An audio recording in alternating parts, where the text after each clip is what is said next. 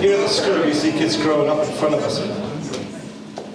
But I've never been able to talk about my own early childhood because the memories are too painful. See, until the age of 7, I was a dwarf. It's true. I mean, I was so small I had to climb up a ladder to get into bed. It wasn't a bunk bed or anything. In fact, it wasn't a bed of any conventional kind. I just slept on a mattress on the floor. And even then, my parents were so worried that I might tumble out and injure, possibly even kill myself, that made me sleep in a safety harness and a helmet. And I could never sleep well anyway, because the way they lashed my ankles together as a type of bungee cord. And the funny thing is, when I was real small, I wasn't even conscious of being sort of so minute. I mean, but that all changed. It all changed on my 5th birthday party, because I remember this. When I was 5, my mum and dad, they said that I could take a whole bunch of my friends off to the cinema, and we went off to see The Sound of Music. And it was brilliant, because they gave me loads of money, and we could get as much sweets and popcorn and drinks and everything as we wanted. And we drank so much fizzy drinks that when the interval came, we all needed to go off to the loo to do a wee, which is probably not unexpected. I don't know if you know what men's loos are like, I'm sure you do, but basically there's a big row of urinals. And so me and all my pals, we all trotted in there, and all of my friends, they just stood in front of the nearest urinal in the usual way, and I stood in front of the urinal in front of me. I noticed the lip of this thing was level with the bridge of my nose. And I thought, oh, you know, this could be a bit of a problem. I thought, well, maybe if I lean right back and sort of give it full steam ahead, I might just be able to use it for a second. But then, as soon as the pressure dropped in, I knew that I was in big trouble. I had no choice. I had to go get my dad, and I said, listen, Dad, now could you lift me up, please? You know, I got to do a wee, and I can't reach. You know, it was a bit embarrassing. He said, oh. My dad was great about it. He was so understanding. So he just said, oh, yes, champ. Here you go, and he lifted me up like that, and he said, right, whenever you're ready, off you go. I said, no, Dad, I can't. And he said, what's wrong with you? I said, look, Dad, you're looking at me. You're looking at me, I look at me if you're looking at me. So and my dad said, yeah, okay, well, I'll look away. So he looked away, and he said, fire away then. And I said, no, Dad, no, I can't. He said, what's wrong now? I said, Dad, you're going to hear the sound of the splashing. And I thought, oh, no, if you hear the sound, I mean, I'm going to go. Dad, you're going to have to make some kind of noise, you know? And my dad said, well, what do I do? And he said, look, I said, just sing a song. You know, just sing a song, okay? And my dad said, well, I don't know any songs. And I said, well, just sing one of those songs from The Sound of Music. So he was lifting me up in the air like this. And he started singing, 805.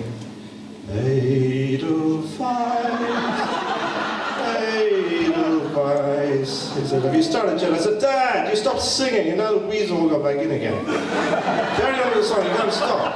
He said, every morning, and he kind of got into this song, you know, he started doing this kind of slow dance thing. I was going to go from side to side. Every morning, you greet me, small, and I said, Dad, stop it, you're making me pee all over the floor. Small and bright. And then I said, all right, Dad, I'll do it. Put me down. I finished. So he put me down, and that was that. And the thing is, that was really the beginning of a very traumatic period for me, because when I got back to school, the boys had all seen this, and I just became the laughing stock of the school. They just make fun of me all the time because I was so short. The boys, they used to wait outside when the school bus arrived back into school in the morning, and they would just stand around laughing as the bus driver lowered me to the ground with a winch. I mean, they had to send them off to the EIC rescue service for a whole weekend to train them to use that thing. And they just stood around laughing at me, and they thought it was real funny when Mrs. Warburton gave me a lunchtime detention for looking up her skirt. I mean, that wasn't my fault, that was just a misunderstanding. I was just so excited to see those two new kids, because I saw those two new kids and they were just like me, and you know, small, and they looked identical, and I thought, hey, these two must be twins. And it's only when I ran up to say hello that I realized that they were actually Mrs. Warburton's niece.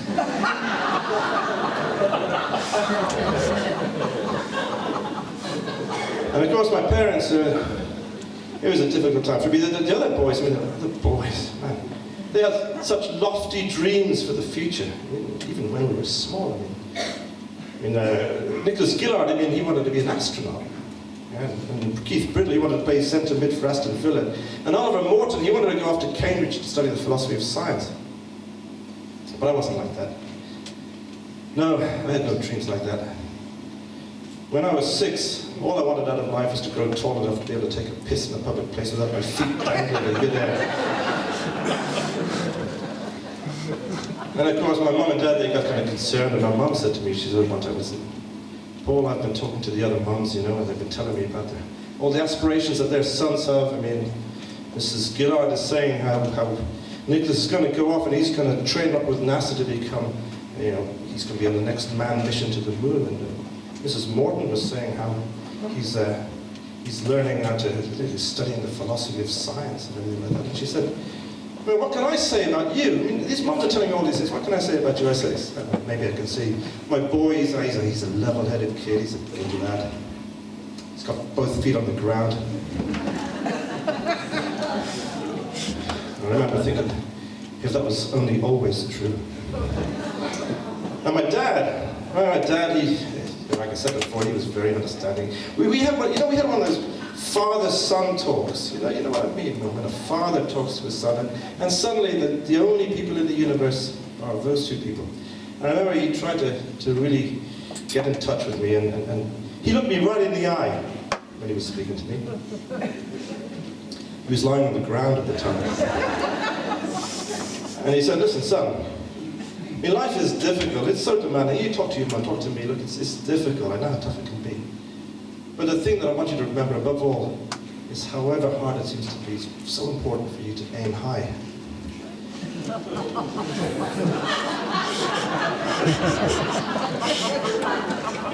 said, Dad, on Christ's sake, I'm only 2 foot 1 inch tall. It didn't occur to you I might have figured that one out for myself. So I've been deeply traumatized by all of this thing, and you may wonder, how do I remember? Remember I was talking about the exact details of the exchange that happened between myself and my dad when he was singing with me when we went to see The Sound of Music. And the reason I can remember that word for word is because I've had to relive the whole thing recently under hypnosis. Because I'm going through a program of psychological counseling. That was the principal recommendation of my annual review here at the EIC.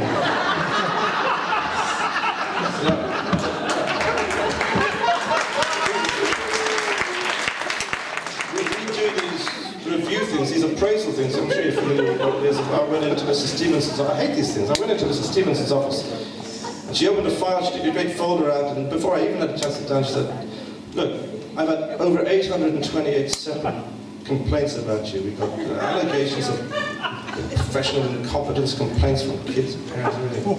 800, over 800. I gotta tell you, and when I heard that, I'll be honest with you, I felt very, very, very emotional. But the truth is, I was absolutely elated. It was such a huge improvement on the previous year.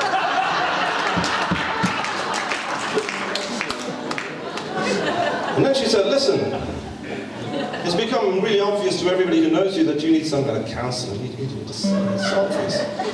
I said, look, and she gave me the business card of Hans Ungerecht. And she said, Hans Ungerecht, he's got a practice in Marbella. She said, he's good, this guy. Me and Ron, we see him all the time.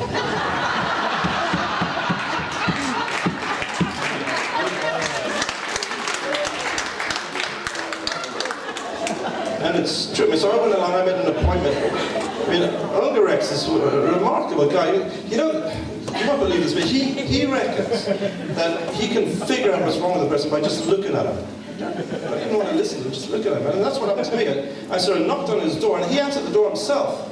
And he said, Herr Hogan, I've been expecting you. I was going to say, I said, don't speak, don't speak. Let me look at you. You have very low emotional intelligence. In fact, you have low intelligence of every kind.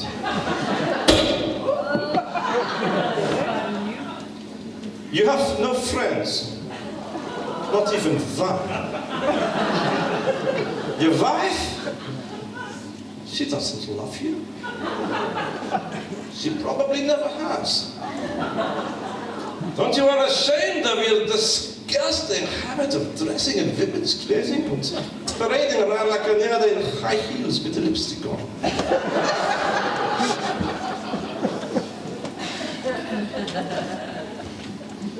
Then he took me into his consulting room. I had to sit down on a couch. He said, "Did you know that I am very familiar with many of the senior members of staff at the EIC?"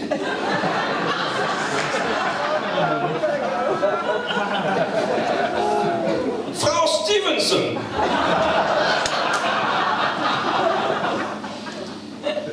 Did you know that she takes drugs every day? I said, "I didn't know that, Doc, but I guess some of us had our suspicions." He said, "It is quite true. Every day. Drugs, yellow ones, red ones, blue ones. Herr Stevenson, he tells me that she cannot even get out of bed in the morning without a powerful cocktail of antipsychotic drugs. There's the purple ones.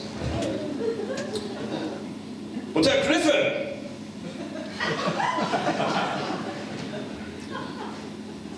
he has the God complex.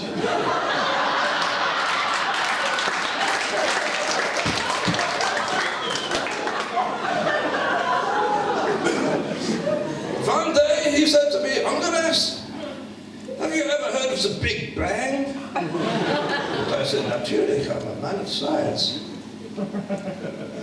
The Big Bang marked the event of the birth of the universe as we understand it." And he said, "Yeah, or he said, "Yeah."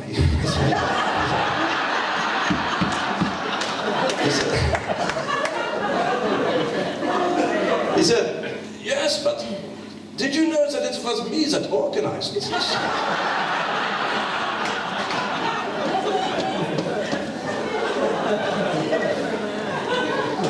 And then he put me under hypnosis, and when it was under hypnosis is when all of those memories came flooding back, all that stuff about the other kids and all the rest of the stuff, and it was really, it's so difficult. I'm still working through therapy, and it's difficult. And I said, "Listen, is there anything I can do? Is there anything you can do to fix me?" And he said, "Well, there are a couple of interventions that are possible."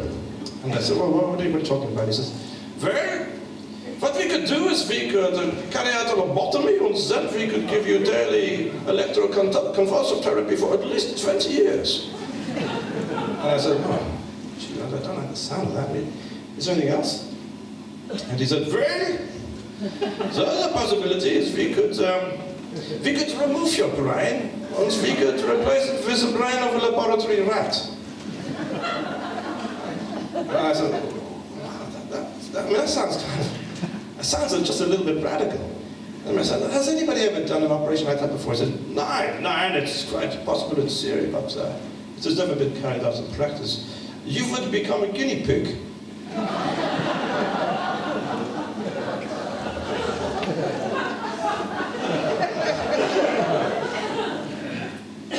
I said, "What, I'd become a guinea pig?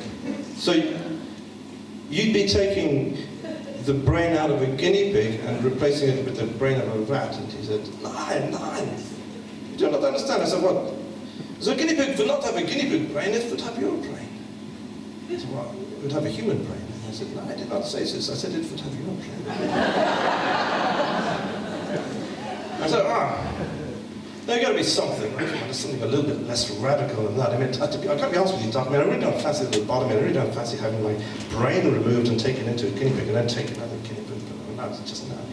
There's got to be something else. I mean, is there something a little bit less intrusive, less radical? And he said, "Well, he said, there are other practitioners in my field who believe in the plasticity of the brain's ability to heal itself." And I said, "Well, what do you mean by this?" I said, "Well, in your case, the central episode that has caused all your trauma seems to be the songs that your father was singing." And I said, "What was the name of the song?" I said, it was Edelweiss. I said,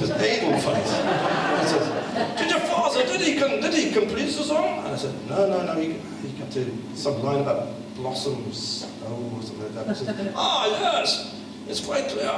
There's a reason, or one of the reasons that you're having such circulatory problems is that you have not completed the song. There will be no closure on this episode unless you can complete the song. You must sing the song. I advise you must sing it in public.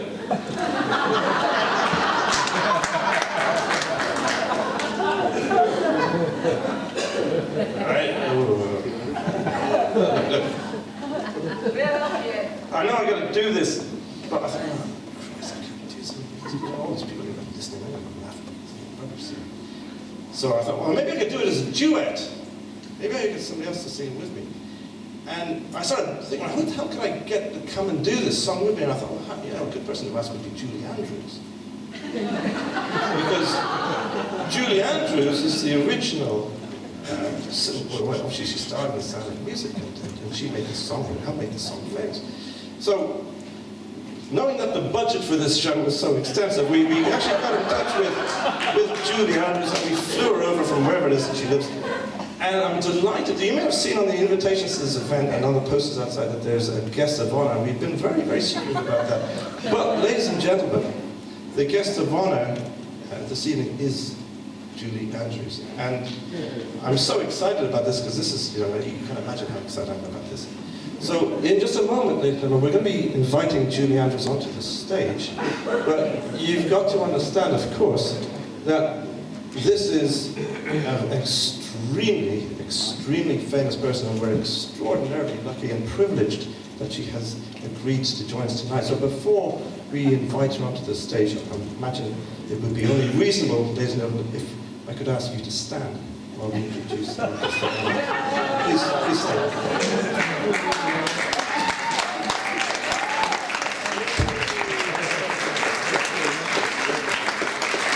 Ladies and gentlemen, please give a warm EIC welcome for Dame Julie Andrews.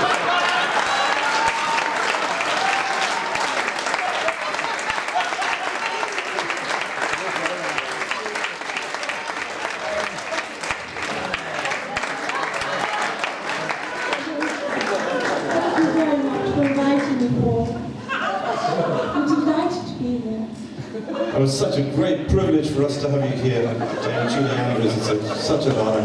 I'm so delighted that you come and join us.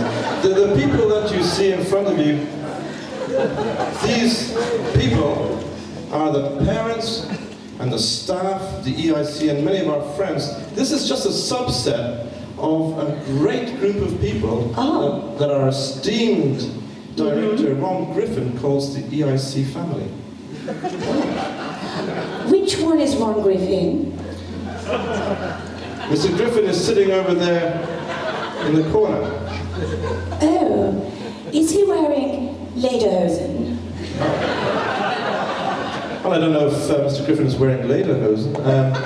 It may well be that as part of his casual wear, he wears lederhosen and perhaps at home. But to the best of my knowledge, our director wears only the finest Savile Row suits and ties while he's here at the... Oh, what a pity. I like a man in lederhosen.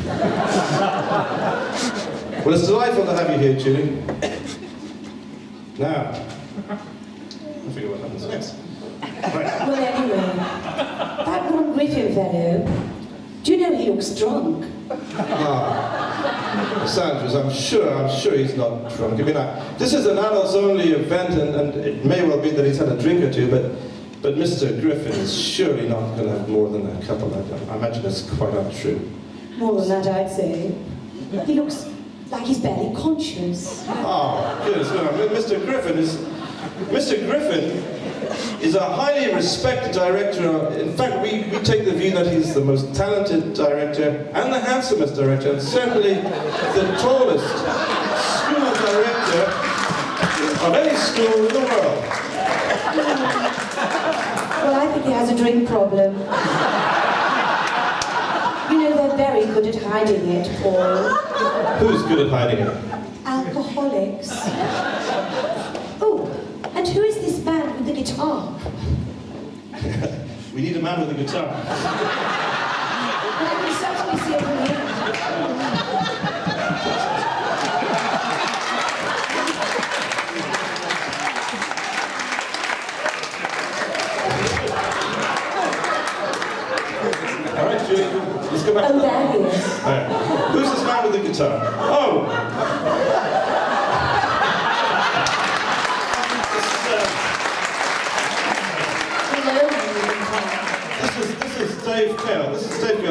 sing a song for us. Is he single? Is he single? Well, as a matter of fact, he's got another half here, is he? I'm so sorry, I didn't realise this was coming up. But Julia... I quite like the look of him. Well, listen, Julia, I was wondering if you'd do me the great honour, great honour, of joining me in a duet. I have this song that I sort of have to sing. It's called Edelweiss, and I was kind of hoping that you'd join me for this because you just create such magic yourself when you sing this song. So if it's all right with you, Julie, and Mr. Cale is ready, we'll sing it. All right.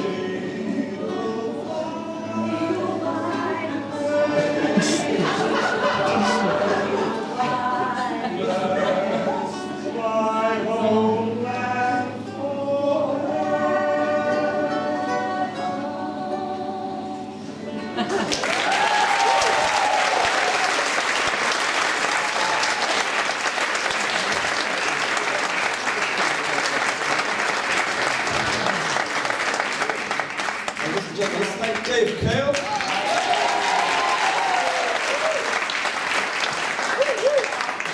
We have someone just as talented as Julie Andrews, and that's Kate Jackson.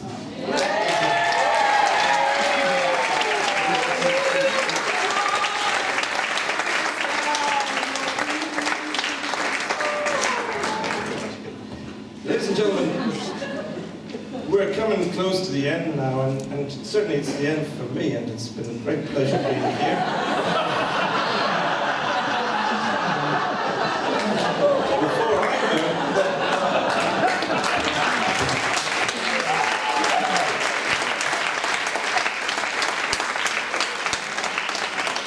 Before I go, I'd like to say some thank yous, and I'd like to make some apologies. And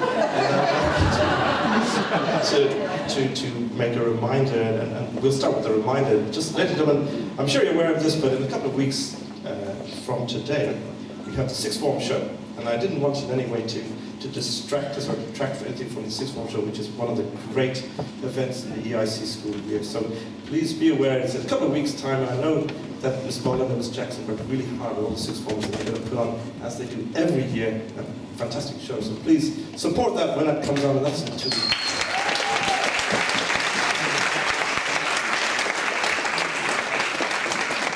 I apologize to Mrs. Stevenson, Mr. Griffin. Any comments about their mental stability, their drug-taking habits, their alcoholism, or anything else has just been invented on the spur of the moment. Apologies if they had on a thick ear on Monday morning when I... While I'm at it, I'd like to apologize to God for dissing the Catholic Church, and particularly for using the F word in the confession box. I think that's probably a mortal sin. And finally, this is a thank you bit. I'd just like to say thank you to all, first of all, to all of the staff who've been performing. They've been phenomenal, and we have more. So in a second, I'll be gone, and we'll have the staff band up here again, and they've been fantastic. But I'd just like to say thank you very much to the PTA. You've been outstanding, and look at this place.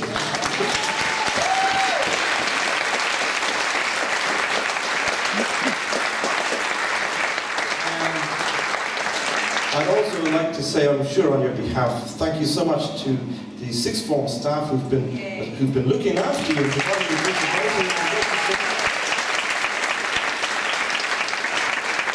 you think that they've done a good job, and I'm absolutely sure that they did. It may be worth giving them a little tip as a thank you, because they've given up their Friday evening to come and support the evening, and it's been really fantastic to have them, and thank you for your support. I'd like to thank Jan Walker, who you didn't really see very much of. She's my colleague in Bali, she's there in the back. She's been running around dressing skeletons and all kinds of things while we were doing other things. So thank you so much for her. Thank you, Mr. Griffin. Mr. Griffin is a great supporter of all of the kind of performance things that we do at the school, and he really supports them well.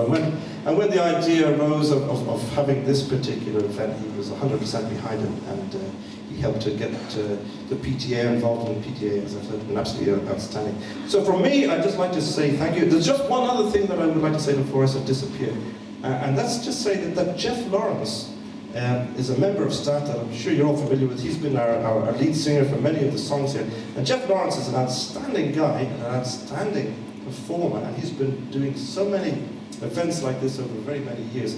And that's why I thought it would be really appropriate when they come on to do the final number that it should be Jeff that we say goodnight and thank you to. And when that moment comes, I'd really appreciate it if we all just acknowledge the fantastic contribution that Jeff has made to the studio. And we're going to finish with our 3 numbers and the staff band.